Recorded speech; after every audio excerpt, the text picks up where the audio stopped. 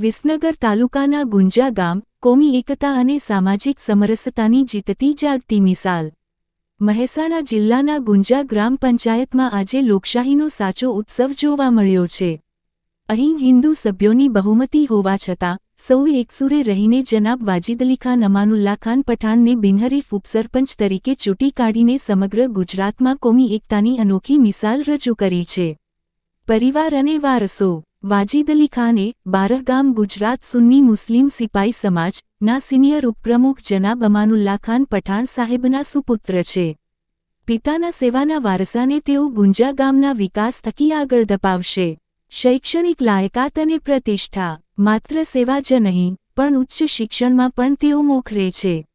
વ્યવસાયી એડવોકેટ અને ભારત સરકારના નોટરી તરીકે સેવા બજાવતા વાજીદ અલી ખાનની કાયદાકીય સમજનો લાભ હવે ગુંજા ગામના વહીવટ અને પ્રગતિને મળશે। ગુંજા ગામના તમામ સભ્યો અને ગ્રામજનોનો આભાર, જેમણે જ્ઞાતિ જાતિના ભેદભાવ ભૂલીને લાયકાત અને ભાઈચારાને પ્રાધાન્ય આપ્યું। જનાબ વાજીદ અલી ખાન પઠાણને આ ઐતિહાસિક વિજય બદલ ખૂબ ખૂબ અભિનંદન।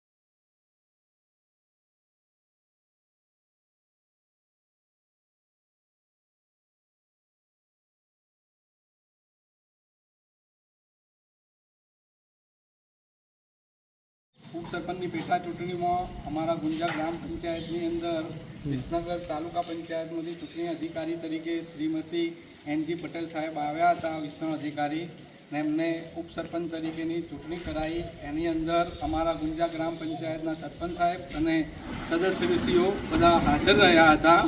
અને બિનહરીફ તરીકે સર્વાનુમતે મારી એટલે કે પઠાણ વાજીદ અલી ખાન અમાનુલ્લા ખાન પઠાણની બિનહરીફ તરીકે ઉપસરપંચની મારી નિમણૂક કરી છે. ઉપસરપંચ તરીકે મારી નિમણૂક કરી છે. ને હું એક મેસેજ આપવા માગું છું કે જ્યારે અમારી પંચાયતના અંદર સરપંચ ચૌધરી સમાજમાંથી આવતા હોય, 5 સભ્યો ચૌધરી સમાજમાંથી આવતા હોય, 2 સભ્યો ઠાકોર સમાજના હોય, 1 સભ્ય વણકર સમાજમાંથી હોય, ને તો બી એક મુસ્લિમ સમાજના મેમ્બર તરીકે જો મને ઉપસરપંચ તરીકે એ લોકો પસંદ કરતા હોય તો આ અમારી ગામની એક મોટી એકતા જોવા મળે છે. ને આ એકતા કાયમ રાખવા માટે આપ સૌને પણ હું અમારા જે સદસ્યશ્રીઓ અને સરપંચ સાહેબ છે સૌને હું કહું છું કે ઉપસરપંચ તરીકે અમે અગાઉ પણ ભીખાભાઈ હરિભાઈ ચૌધરી ઉપસરપંચ હતા, એમને અમે સાથ સહકાર આપતા હતા. એમને ગામનો કામ સારા કર્યા છે. બધા સભ્યશ્રીઓ અને સરપંચ સાહેબ પણ ગામના કામો સારા કર્યા છે. ને આગળ પણ બધાના સાથ સહકારથી હું ગામના કામો કરવા માટે આ બધા પાસે અપેક્ષા રાખું છું. અને હું મારી જવાબદારી ઉપર ખરો ઉતરીશ એટલી હું એમને પણ ખાતરી આપું છું. હવે પછી વિકાસના કાર્યો કેવા કરશો?